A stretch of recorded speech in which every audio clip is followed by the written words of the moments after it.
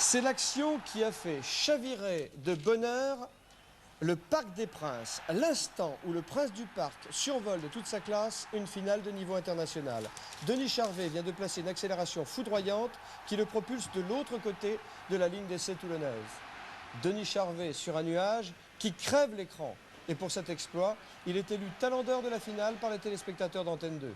À cet instant, on a vu qu'il a eu la tentation de passer le ballon à Jean-Michel Rancoul venu en soutien, mais il a réalisé qu'il était tout seul, qu'il avait dépassé Galion, le dernier défenseur. Alors, il est allé poursuivre son action pour marquer cet essai mémorable. Il a la puissance du sprinter, la dynamique du turbo et l'esthétique en plus. Bref, Charvet, c'est l'artiste. Donnez-lui un ballon, il donne du talent au jeu.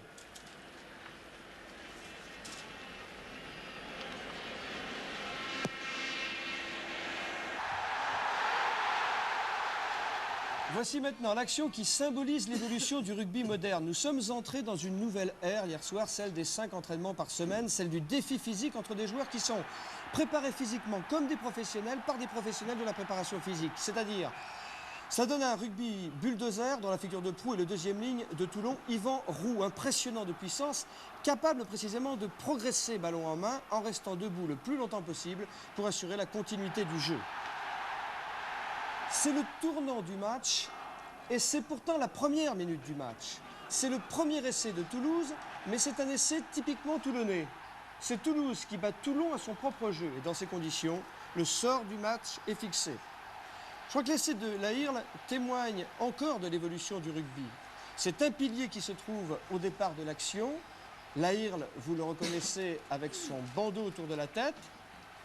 Et c'est un pilier qui se trouve là pour terminer l'action. Entre-temps, il y a l'exploit individuel d'un gamin de 20 ans, le demi-mêlée Casalbou, étonnant du culot et pétillant de classe. Alors qu'on voit d'abord la charge du capitaine de l'équipe de Toulouse, Sigagna. C'est Mazet qui va servir Casalbou. Et sous un autre angle tout à l'heure, vous allez voir ce qu'a fait ce jeune demi-mêlée de 20 ans. Car l'essai de Lahirle, c'est bien sûr l'essai du pilier toulonnais, du Toulousain, vais-je dire, mais c'est aussi la classe d'un tout jeune demi-mêlée que voici en gros plan. Regardez comme il passe bien les bras, déjà une technique individuelle de très bonne qualité. Bref, à 20 ans, Casalbou, un grand avenir devant lui. Révolte, révolte, à tous les niveaux, révolte. Vous avez entendu?